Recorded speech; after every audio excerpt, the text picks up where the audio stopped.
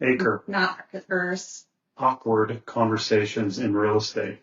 Yeah. Two of the best people to be able to do that. Yeah. Welcome back. Welcome back. Good. We're having fun. So what are we talking about today? Things that can make your transaction go. Things that make you go, okay. Yeah.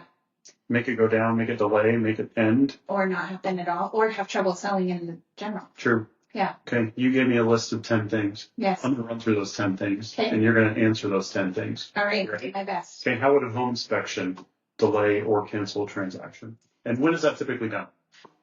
Okay. So the first home inspection, you can do a pre-home inspection. So as a buyer or seller may do one before they even put it on the market.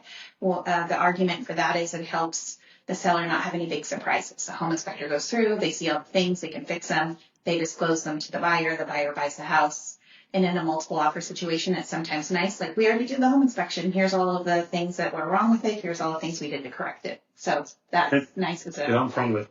But if you don't do that home inspection, you're like, my house is perfect, I've done all of the repairs and all of the maintenance and I don't need to, or I'm not going to fix anything because I don't have the money to, or I don't really care, I'm selling it, I don't want to fix the things. Both of those have happened. Then it would be done in the initial inspection period, which is usually the first 5 to 10 days of the contract. So once you go under contract, home inspection is usually the first thing we do. Okay. And how are some things, one from the seller, one from the buyer, that would help that would aid in the delay or the termination of a transaction based on that home inspection? Sometimes there's things with the home inspection we didn't expect. So they get in the crawl space, there's water in the crawl space. They go in the attic, there's mold. Those were things that a seller did not know about. They're things the buyers don't want to deal with, and they decide to walk. Home inspection can also be, they drive by the neighborhood and they don't like what's going on at 10 o'clock at night, or they see things going on. They might just check for sex offenders on the sex offender website registry and see that there's somebody that lives down the block that doesn't fit their family or their lifestyle. And a home inspection important? Not important.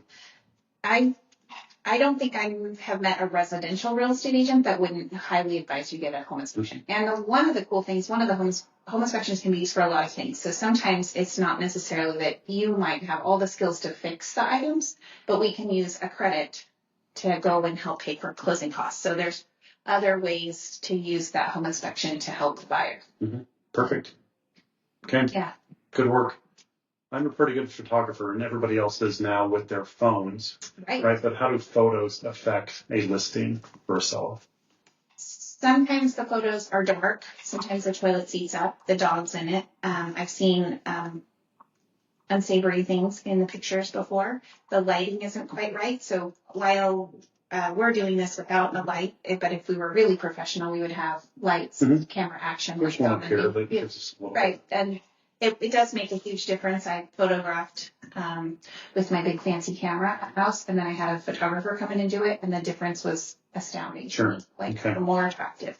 So with those photographs, I had a question for you, but I can't remember what exactly I was going to ask.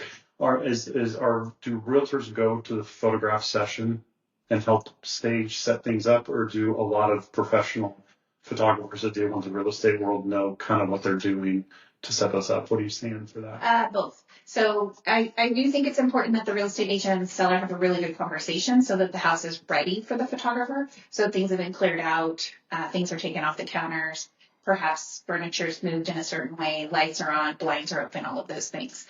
It is also nice to go as the agent with the photographer, because sometimes they might have another appointment right after and they don't have time to fix something in the house, like remove a couple things from the counter that maybe are cluttering a picture. So it's always nice if the agent goes with them, but it doesn't always, the photographer can't go alone. Okay, good to know. So get good photographs. Photos. Right. It helps. Pictures and price are the two most important things with selling homes. Glad you brought up price, because that's the next thing on here. When you think about your own kids, you think that they're the coolest, smartest, best at athletics or whatever it is because it's your child. A lot of people think that, right? A lot of people think that about their house too, right? They think this is what it's worth, so let's sell it for what we think it's worth. Right. How does that work when you're making sure that the house is listed with the correct price out there at the beginning? Real estate agents have a lot of different tools to price it. So we have the history of other transactions that have happened, but sometimes those websites that have houses for sale on them, there's several different brands that do that. They will have an estimated price of some kind, right? They have their version of what the house should be, and it's based on what they're seeing being sold in the neighborhood. Sometimes that price is right, and sometimes it's wrong.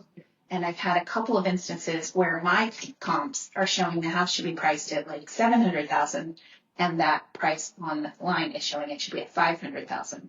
So the seller thinks their house should be at $700,000, but the consumer is seeing that it's worth $500,000. So that, and I've had it the other way too, where that price said it's worth $700,000 and the house is really worth $500,000. So there are a lot of different factors with price. It's really good to research, deep dive and do some research. Because that's important, right? When it hits the market, is that price is correct, right? You don't want to set it too high and have to lower, right? You usually get less money for your home if you price it too high. So it's always better to price it in the medium to lower range, because if it's priced well, it will get multiple offers. Okay. You put title issues on here. What are some title issues that may halt a transaction? Well, you're probably better versed to answer. There's a lot of those that we see. So once the contract comes over, title opens, and a commitment is produced, and on there it's the items that escrow is going to have to clear. So it's just starting at the top, current vesting, you're going to see who's the seller of the property. If it's two individuals and one is deceased, there's different circumstances that we'll have to deal with probate or not deal with probate. So it's always best to ask those questions beforehand to find out who actually is the vested owner and find out the situation of that ownership. Also, if it's an LLC, trust, or what have you on that. So those really don't delay things too much unless you're dealing with probate. Probate is I'm going to kind of say it as a generalization, but it's only really needed when there's not a surviving spouse. Husband and wife own the property, one of them passes, the surviving spouse can sign an affidavit claiming that that individual was their spouse and that they're the surviving spouse, and can sign off for their interest. If there's any unmarried individuals that are on title that have passed, their estate has to go through probate in order to clear title. Okay. That. So a will does not clear that. Now, if it's in a trust and somebody passed, usually there's a successor trustee or surviving trustee for that. So that takes care of that at that point. But if it's individuals that are owning that, you have to be careful with that, because if it's an unmarried individual that's passed, it must go through probate. Okay, so that's a death or probate. What about a surprise?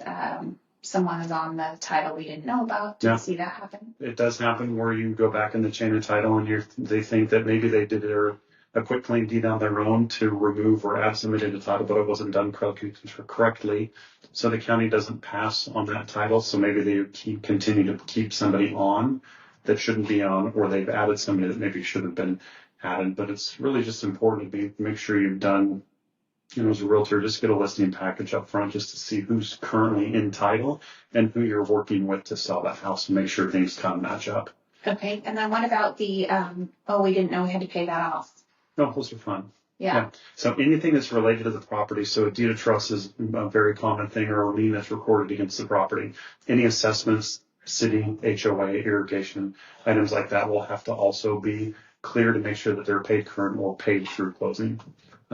Liens are a certain thing that comes up. So if they're filed with the state, any properties that individual owns in the state of Idaho, it'll attach to those properties. So they'll have to be cleared through that closing. So like child support or spousal support or different types of tax liens that show up. Tax liens. And then the higher you get essentially in the government, so you're dealing with IRS or federal state tax liens, those can take a little bit more time to clear. So if you're aware that your seller is working through that, it's important to know the timeline for that, because those can take a couple of weeks up to 6 to 8 weeks to get payoffs for it, because they're negotiating with the IRS in order to figure out what their payments are or what needs to be paid off in order to clear that. So even though it's not attached to the property with the legal description, it still attaches to the property because it is in the same state that they own property. So what if I decided to buy solar panels for my house and I'm just going to pay them off on the monthly payment thing, and I need the proceeds from the home sale? So do I have to pay the solar panels off when I sell the house? So it's up to the negotiation between the buyer and the seller. So if the buyer thinks that the seller has to pay those off because they're one of the house, not necessarily the solar panels, or however it's worked out with that, there's usually a UCC fixture filing that the lender for those solar panels files against the property. So we have to clear that, whether it's paying that off completely. They can transfer the payments over to the buyer because the buyer is now going to benefit from those solar panels. And that comes through with a termination essentially of the UCC, and then they refile it under the correct name. Okay. So those do have to be handled one way or the other in order to pass free and clear title. I've seen more solar panels recently. Seems like it. And then some are like, well, I shouldn't have to pay that off because now you're going to benefit from that. So why don't you start making the payments? And the buyer doesn't want to make the payments. That's where the realtor comes in and decides, okay, here's what we're going to figure out. We have some conversations. What's going to happen. Yeah. Those usually don't take as long. Those are about 1 to 2 weeks to try to figure out the payoff structure for that. And often the title work is done ahead of time, so there's really no surprises at the date of closing. Should not be. Right. If there are somebody's done something incorrect. And that's not necessarily all on title or realtor or lender. It's just we like to not have things be a surprise when we're signing. We just like to be able to sign and move on. So sometimes people file things at the last minute to try and slip it through. I had someone ask me that the other day. They had somebody file a lien on the property the day of closing, so it didn't show up on the title report at closing. Yeah. Title companies have the seller sign an affidavit claiming that they have knowledge or no knowledge of anything else that could be recorded. When we ask if there's any other loans, liens, or judgments, they say, isn't that your job? And then I laugh and then I say, well, it is partly your responsibility because not everything is recorded or not a record soon enough. So if something does come up on that list or we find something in what's called the date down, we just do that the day, we do it every day, but most will make sure they do it by the day that it records to see if anything else is showing up. Okay. So most things can be found. Lots of fun. Don't try and hide anything because that's not going to get passed at all. You have non-professional opinions.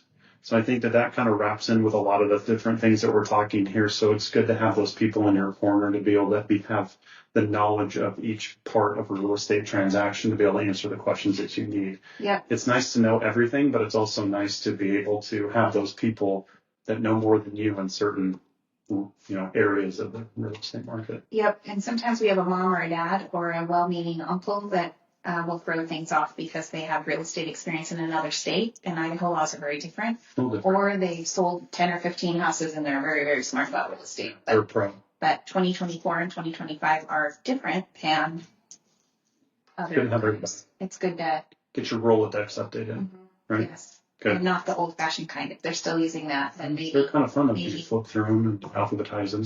And you can pull them down. Mm-hmm. Yeah, the little things on the bottom. Financing. How can financing help or hurt a transaction? What have you seen?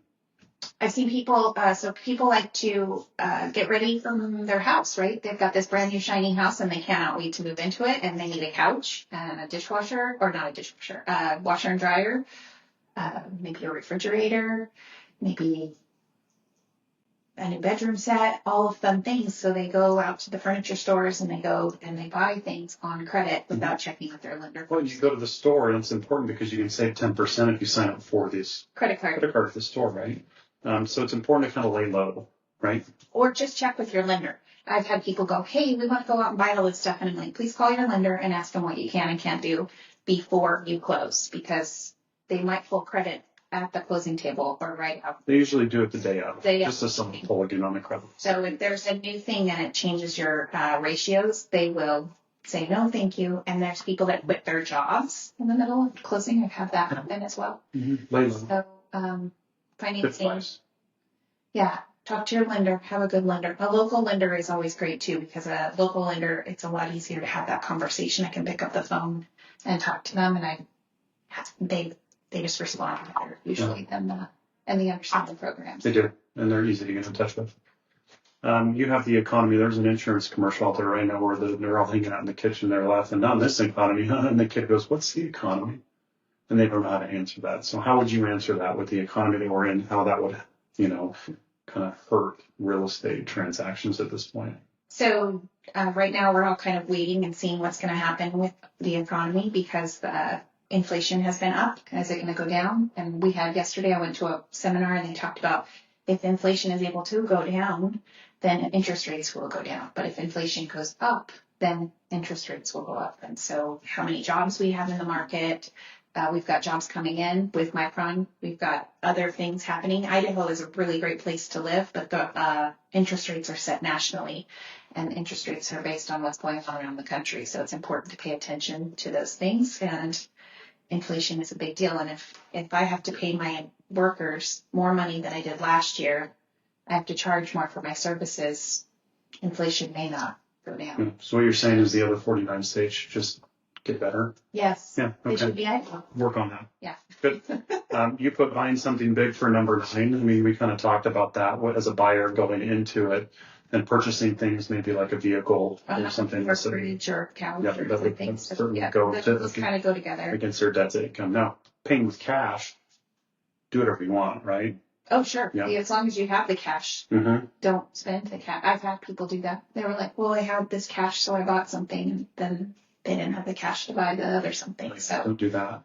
The other part about financing is if you're going to be a cash buyer on a transaction, make sure you have the cash before you get under contract. Yeah. Big deal. Yeah, big deal. And make sure you've talked to your accountant. I had somebody buy cash once and they said, oh, my accountant yelled at me because they really should have been using the interest rate to help their financial situation instead of puffing out their chest that they were able to pay cash for their home. Well, and here's number 10. It talks about not having an experienced team of professionals. And right there, you do mention, maybe a CPA can help guide you or a financial advisor can help guide you in the right direction. So not just talking to a realtor or a loan officer, having everybody involved on what's going to be the best direction for the situation. Yep. And accountant helps. Home inspections are important. It's funny with new construction, people say, oh, I don't need a home inspection. And we just talked about home inspection, but because the city came out and inspected things. Well, the building inspector came out and inspected the structural beams, and then the plumber came in the next week and cut the structural beams to put in his pipe. And there's nobody coming back out to check that. And I have more instances where it was signed off by the city, but then the next trade that came out to the house did something, and suddenly the house isn't in the same condition that the builder thought it was. And it's not really the builder's fault. It's something happened with the trade. Or they forget. Like they get a call from their girlfriend that they've been in a car accident, so they stop screwing the cap in the sewer pipe, and so then the whole cross space split floods with sewage. I can't tell you how many times I've heard that story. Oops. Yeah. Okay. You don't want to find out. Everybody involved. It's a big investment. It is a big investment, and take it seriously. And we all do it for a living every single day. So it's, we take it seriously. Yeah. We have fun. No. Take it seriously, but have fun with it. Oh, yeah. Yeah, maybe. Good. Should. Unprofessional improvements. This is kind of a fun one. We call them weekend warriors, right? They decide they're going to finally finish that basement. And then they put the outlet. I don't know what the distance is from the floor to where the outlet should be in a basement, but they put it too low. Now it's not correct and they don't have it inspected or permitted or anything like that. That can really change things during a home inspection. Yep. Or if they don't have a home inspection, they can change things later on if the new buyer is coming through. This is kind of a title thing where they come through to do new work on that. And the person says, I can't do this because of the way that this was set up initially. And then they say, well, we can't afford to fix that. Some title policies can help cover things like that. So we won't go into that right now, but title policies are an important thing. So either way, unprofessional improvements on that, hire the right people, do the right thing, get the right permits, make sure that that house is prepared, whether you're doing the improvements for selling it or not, make sure it's ready to sell when you do sell it and everything's done the right way. Yeah, and the other piece of that is sometimes we like to paint. I love to paint rooms, but I'm not a painter, so I paint everywhere. And a person who has a little bit more discerning eye than me comes in and they kind of shudder. So I've seen tile work done unprofessionally, trim laid unprofessionally, floors. I recently had a closing where the laminate floors were laid over carpet pad. Okay. So they were soft. Yeah. Yeah, there was very cushioned when you walked, but also why is the wood floor squishy? Sure. Oh, because there's pad underneath it. So sometimes people don't know what they're doing when they're installing things. Hire a professional. Right. It saves. You think you're saving money, but in the end you may not. In the end you may not. Yeah, you have to redo a lot of those projects. And people do know they're watching the shows and they have better. I think today's consumer has a much better eye for what's right and what's wrong and what it should look like. And when it's off a little bit, I went into a house the other day and they had put a new sink in, but you could roll a marble from one side of it and it would have rolled into the sink because the cabinet was crooked. So like the old car commercial where they had the marble rolling around the side of the car. You Yeah. probably don't remember that. I don't. You probably don't remember that, eh? Poor marketing is something here as well. Mm-hmm. So make sure these days you have everything in line when you're going to market that house from start to finish, because it makes a big deal because of the, there's a lot of competition with newer houses. So if you're selling something that's maybe not new, new with the year built, it's important to make sure that that's marketed and not move-in ready, but ready to be sold. And staged to some extent. You're not going to live there anymore. It's not your home. You need to change it from being a home to something we're selling. And if you look at the way your closet is at home, unless you're one of those people that organizes it by color and all of the hangers are perfectly spaced, if you go to a department store, they have the clothes on a rack and it's displayed beautifully. And when you go to your house, it might be just hung in the closet and it's not. What does this look like when I'm wearing it? And so it's it's similar to houses. You want to have the house look like something that is warm and inviting and welcoming and not so lived in. Right. Even though it is. And not so cluttered. I went into listing recently and I didn't realize until COVID how much of your senses play into buying a house, right? You look at them online and you look at the price and it seems like it's going to be good and you go through the house. But with COVID, we weren't allowed to touch anything and we had to wear a mask. So you couldn't really smell it. And it was amazing how much it altered the home buying experience. And I went in a house the other day and the lady had Scentsy, lots of Scentsy. She had, or scented something. She had decorated it beautifully, but there wasn't any room spared in the house. Like every countertop had stuff on it. All the walls were very well decorated. She then had music playing. And so all my senses were overloaded. Mm-hmm. It was really hard to focus on what I was doing, which was being at the home and looking at the house. So when you overload the senses with smells and sounds and visual stuff, it can take away from somebody actually seeing the house for what it is, which sometimes is a good. Yeah. If you're hiding that cabinet that is crooked, maybe you want to do it, but otherwise strategic. Right? Yeah, strategic. Good. And then unrealistic or unreasonable expectations is number 13. She said she had 10, but she went to 13. I went to 13. You got excited. I went more than 11. That's okay. Yeah. Yeah. So unreasonable expectations. What does that mean? Either I've told you as the agent that your house can sell for $700,000 when really it can only sell for $5 million. So maybe I've set the unrealistic expectations because I really want your listing or I don't want to let you down.